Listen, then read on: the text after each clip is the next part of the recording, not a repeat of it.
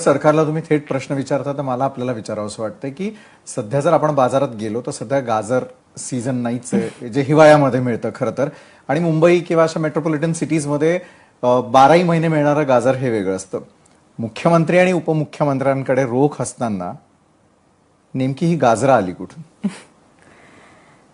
विधानसभेच्या निवडणुकीमध्ये ह्याच सत्ताधारी पक्षाच्या लोकांनी महाराष्ट्रातल्या जनतेला गाजरं देण्याचं काम केलं. तुम्ही बघितलं, मी ज्या आश्वासनांची तुम्हाला यादी वाचून दाखवली, अशा अनेक आश्वासनं आहेत. फक्त 4-5च आश्वासनं मी इथे सांगितलीत, पण त्याच्याबरोबर अनेक आश्वासनं आहेत की ते आश्वासनं सरकारने दिली आणि त्या आश्वासनांच्या जीवावरती ते सरकार आज सत्तेमध्ये, पण त्या आश्वासनांचा विसर पडलाय त्यांना. मग त्यांना ही जी महाराष्ट्राच्या जनतेला त्यांनी गाजरं दाखवण्याचं काम केलेलं आहे, तीच गाजरं आम्ही त्यांना देतोय की ही गाजरं खाऊन कदाचित त्यांना लक्षात येईल की तुम्ही महाराष्ट्रातल्या जनतेला मूर्ख बनवू शकत नाही.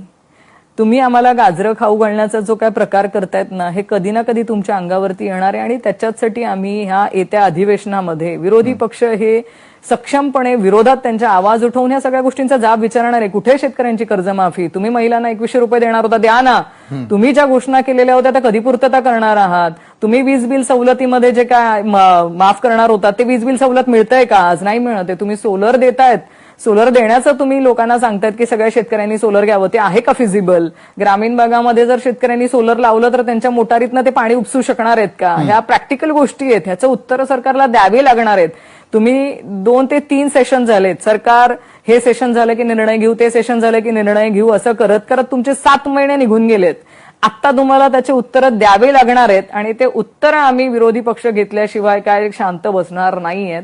आणि त्याच्यासाठी आठवण म्हणून ही त्यांना गाजरांची माळ आम्ही आज त्यांना घातलीय.